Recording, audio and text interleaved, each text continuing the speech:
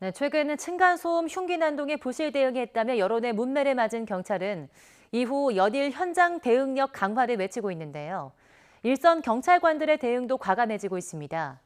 네, 범인을 검거하려고 신속히 차 유리를 깨거나 실탄을 쏘기도 하는데 이 같은 움직임이 자칫 공권력 남용으로 이어질 수 있다는 우려도 나오고 있습니다. 임상호 기자입니다. 번화가에서 경찰관 여럿이 차량을 둘러쌉니다. 차 안에 있던 건 60대 남성 A씨. 여성을 여러 번 스토킹해서 경찰이 접근 금지 조치를 했는데도 또다시 직장까지 찾아온 겁니다. 피해자 신고로 경찰이 출동했을 땐 A씨가 이미 차 문을 걸어 잠근 뒤였습니다. 소리 내고 막 차를 운전할 것만 같은 느낌이 들었어요. 경찰차를 막 받고 나갈 것만 같은? 그대로 시동을 걸고 도주하려고 하자 경찰은 망설임 없이 유리창을 깨고 A씨를 체포했습니다. 행위라든가 자출 위험성이 있어서 이제 유리창을 이제 깨고 피해자를 이제 내려가지고 현행 체포했다고 합니다. 기다란 흉기를 든 남성을 경찰이 애워쌉니다. 테이저건을 받고도 남성이 흉기로 위협해오자 경찰은 즉각 실탄을 쏴 제압했습니다.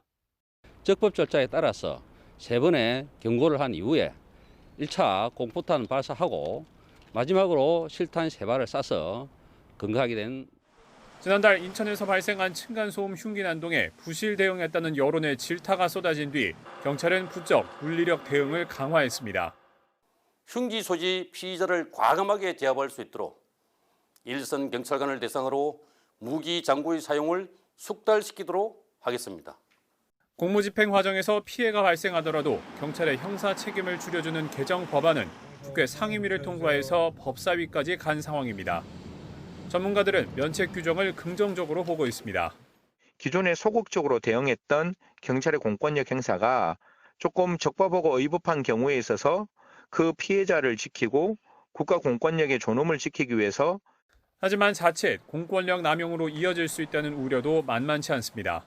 어느 선에서 살짝만 넘어가도 이제 누군가의 기본권, 인권 이걸 침해하게 되는 것이고 좀 심할 경우에 뭐 재산상의, 신체상의 피해가 발생하는 것이죠.